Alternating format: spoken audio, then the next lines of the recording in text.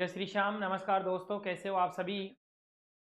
सभी मस्त मज़े से होंगे। और आज फिर मैं आपके सामने लेकर आया हूँ एक बड़ी अपडेट क्या है, इम्पोर्टेंट क्वेश्चन की चल रही थी और कोटा यूनिवर्सिटी से जो स्टूडेंट हैं वो बार बार मैसेज कर रहे थे, बार बार कमेंट्स कर रहे थे कि सर आप जल्दी से जल्दी हमारे लिए भी इम्पोर्टेंट क्वेश्चन की लेकर आओ, इम्पोर्टेंट क्वेश्चन जो लेकर आओ। मैं आप सभी की फरमाइश पर आज फिर आपके साथ आया हूँ एक बहुत ही इम्पोर्टेंट क्वेश्चन की सीरीज लेकर।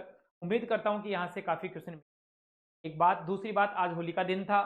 सभी ने बड़े हर्षोल्लास के साथ होली का पर्व मनाया। मैं उम्मीद करता हूँ और बाबा श्याम से प्रार्थना करता हूँ कि जिस प्रकार आज के दिन, इस वर्ष आपने होली का पर्व या होली के दिन रंग बिरंगे रंगों को बिखेरा, ठीक उसी प्रकार आपकी जिंदगी, इसी प्रकार भगवान बाबा श्याम आपके लिए लेकर आए, आपकी जिंदगी हमेशा यूं ही रंग बिरंगी होती रहे। ठीक है ना? यही मैं प्रार्थना करता हूँ बाबा श्याम। अब बात करते हैं अपने टॉपिक की। अपना टॉपिक जो है राजस्थान यूनिवर्सिटी का तो नाम आ जाता है, राजस्थान यूनिवर्सिटी का नहीं है, university of Kota. Kota university के स्टूडेंट्स के लिए है। कोटा यूनिवर्सिटी में भी सेमेस्टर प्रणाली लागू है। थर्ड सेमेस्टर की बात करें, फिफ्थ सेमेस्टर की बात करें, फर्स्ट सेमेस्टर की बात करें, एग्जाम स्टार्ट हो गए मार्च महीने से। ओके, तो क्लास ये केवल थर्ड सेमेस्टर के स्टूडेंट्स के लिए ही नहीं है, ये केवल फिफ्थ सेमेस्टर के लिए नहीं है। अब आपके लिए थर्ड सेमेस्टर हो, चाहे फिफ्थ सेमेस्टर हो, चाहे फर्स्ट सेमेस्टर हो, बॉटनी, जूलॉजी और केमिस्ट्री और बाकी सब्जेक्ट की तो मैं पूरी गारंटी नहीं लेता हूं, लेकिन जूलॉजी, बॉटनी और केमिस्ट्री के जो स्टूडेंट हैं उन सभी के लिए आपके लिए इंपॉर्टेंट क्वेश्चन की सीरीज लेकर मैं हमेशा आपके साथ आऊंगा। ठीक है? अब क्वेश्चंस की बात करें, इंपॉर्टेंट रहने वाला है। एक बात मैं आपको और देना चाह रहा हूं कि मेरी एक आदत है, इतना सिलेबस है उस सिलेबस में से इतना सिलेबस है उस सिलेबस में से इंपॉर्टेंट क्वेश्चन आपको प्रोवाइड करा जाए। ऐसा नहीं है कि बहुत सारा आपको दे दिया जाए। जब बहुत सारा मैं आपको दे दूंगा तो आप खुद ही पढ़ लोगे, नहीं जी सर की एमएस साइंस एक्सपर्ट की कहाँ आपको जरूरत है। तो मेरा ये मानना है कि कम समय में ऐसे टॉपिक का चयन किया जाए जो एग्जाम में आए ही।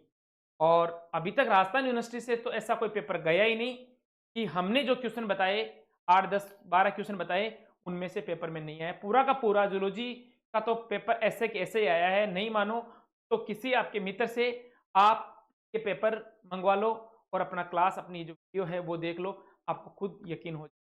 ठीक है? अब हम बात करते हैं अपनी क्लास की और बढ़ते हैं। क्या दिया गया है, क्या दिया गया है इसमें? सबसे पहले Kota university BSc third semester exam, zoology important question unit first. सबसे पहले यूनिट फर्स्ट से हमने 3 टॉपिक लिए हैं। निम्नलिखित पर टिप्पणी कीजिए। कोशिका सिद्धांत, सेल थ्योरी क्या है उसके बारे में आपको स्लाइड और स्वान की जो सेल थ्योरी है उसको आपको कंप्लीट समझाना है।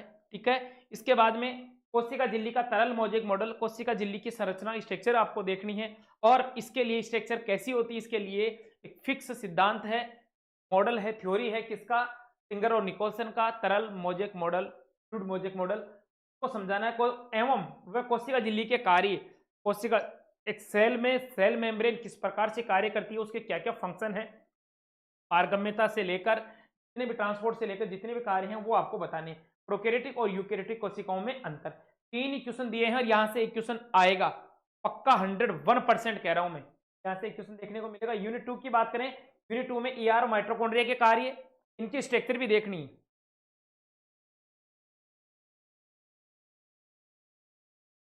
आपको यार इनकी संरचना भी देख लेनी है, भी संरचना देख लेनी है और कार्य तो देखना ही। संरचना व कार्य, इसके बाद में केंद्र की संरचना और उसके कार्य बताओ। ठीक है ना? मेटाफेज अवस्था में किस प्रकार केंद्र दिखता है उसके बारे में। जीबी जीबी गोल्जी बॉडी और सेंट्रोसोम दोनों की संरचना और कार्य बताने हैं। यहाँ से आपको एक सेल ऑर्गन देखने को मिल जाएगा। ओके, यूनिट 2 में से ये क्वेश्चन बहुत है, यूनिट 2 में से ये क्वेश्चन बहुत हैं।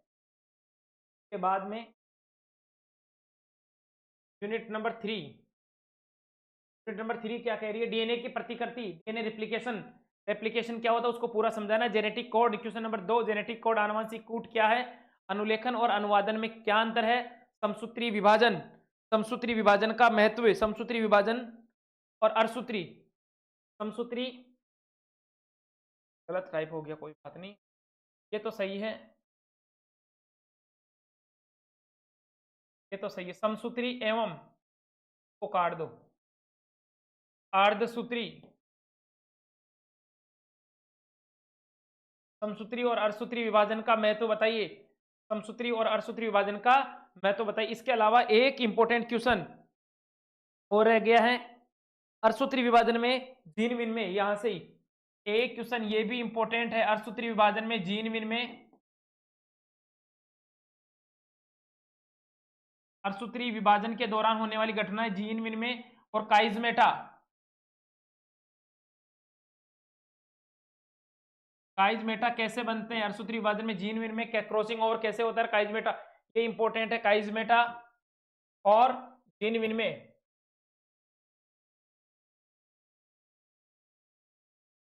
ओके, ये आपको देखना। इसके बाद में यूनिट 4 से क्या है, अपूर्ण प्रभाविता एवं सप्रभाविता, से नहीं है, सप्रभाविता, अपूर्ण प्रभाविता सप्रभाविता में अंतर बताइए। इसके अलावा मेंडल के जो आनुवंशिकता के जो नियम है, पृथक्करण का, स्वतंत्र अप्यून का, ठीक है ना, उन नियमों को बताना है, नियमों का महत्व बताना है। के साथ आपको ये भी देख कर जाना है कि जो मटर के पौधे का जो चुनाव किया मेंडल ने, का क्या कारण था, ठीक है ना। डीएनए की प्रतिकरण हो गया, आनुवंशिक कूट वाला हो गया, ये अनुलेखन यूनिट 3 में, अनुलेखन और अनुवादन में अंतर, समसूत्री और अर्धसूत्री विभाजन का महत्व बता दिया। यूनिट 4 की बात करें तो यूनिट 4 में अपूर्ण प्रभाविता, यूनिट 4 में देखो अपूर्ण प्रभाविता सप्रभाविता में अंतर, मेंडल के नियमों का ये हो गया। यूनिट 5, यूनिट 5, हाँ यूनिट 4 में एक चीज और देख लीजिए आप थोड़ा सा,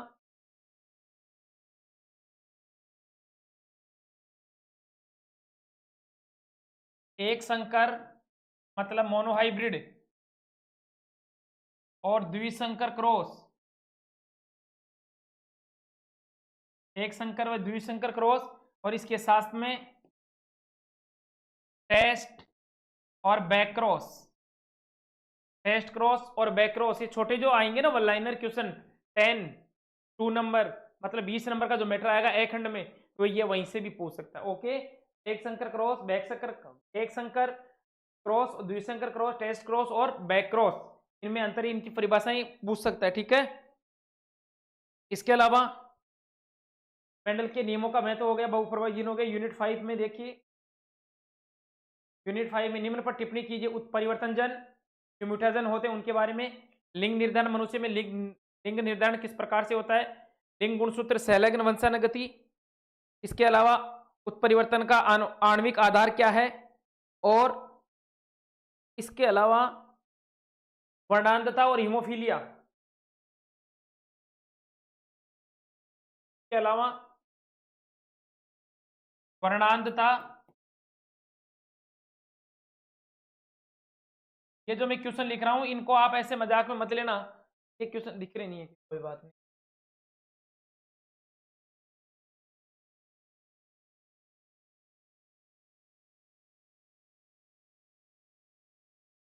वर्णांधता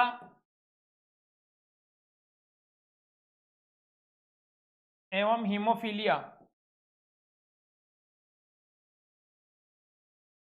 बड़े क्वेश्चन 50 नंबर के हैं, गारंटेड कह रहा हूं कि यहां से 40 नंबर का मैटर मिलेगा, 40 नंबर का 101% गारंटी कह रहा हूं, मेरा रिकॉर्ड है वीडियो, आप पेपर देखकर आने के बाद में कमेंट कर देना, 40 नंबर का मैटर यहां से दूंगा मैं। छोटे क्वेश्चन भी इन्हीं में से आ जाएंगे, तो बड़े क्वेश्चन की तैयारी कर रहे हो, छोटे क्वेश्चन भी इन्हीं में से आपको देखने को मिल जाएंगे, एक बात। दूसरी बात ये कह रहा हूं कि ये आपका पेपर शायद है 13 तारीख को, जूलॉजी का पेपर 13 तारीख को है, इससे पहले 9 तारीख को है बॉटनी, तो बॉटनी का पेपर भी कल तक आपको मिल जाएगा, ठीक है। बॉटनी के इंपॉर्टेंट क्वेश्चन भी मिल जाएंगे, जूलॉजी के मैंने बता ही दिए, और केमिस्ट्री के भी मिल जाएंगे। इसके अलावा जो फर्स्ट सेमेस्टर के स्टूडेंट हैं वो भी टेंशन ना लें, उनके लिए भी मैं बढ़िया शानदार आपके लिए कम समय के लिए कम क्वेश्चन उपलब्ध करा दूंगा, ठीक है ना। इस जानकारी को, इस वीडियो को, इस क्लास को अपने व्हाट्सएप ग्रुप, अपने कॉलेज का ग्रुप, जितने भी जानकार स्टूडेंट हैं उन सबके साथ शेयर कर दीजिए। और फिर क्वेश्चन नहीं आए, क्वेश्चन आए तो 2 बार जय श्री श्याम लिखना है, कम आए तो 1 बार जय श्री श्याम लिखना है। लेकिन मैं दावे के साथ कह रहा हूं पेपर यहीं से आएगा, पेपर यहीं से आएगा, इन क्वेश्चन से ही आएगा, क्योंकि इतने दिनों का मेरा जो अनुभव है, हालांकि मैं पहले राजस्थान यूनिवर्सिटी के सवाल वो राजस्थान यूनिवर्सिटी के पेपर बनाता था, लेकिन सिलेबस दोनों का सेम है, तो यहाँ से कोई ज़्यादा डिफरेंस नहीं है, तो यहाँ से भी पेपर देखने को आपको मिल जाएगा। ओके, धन्यवाद।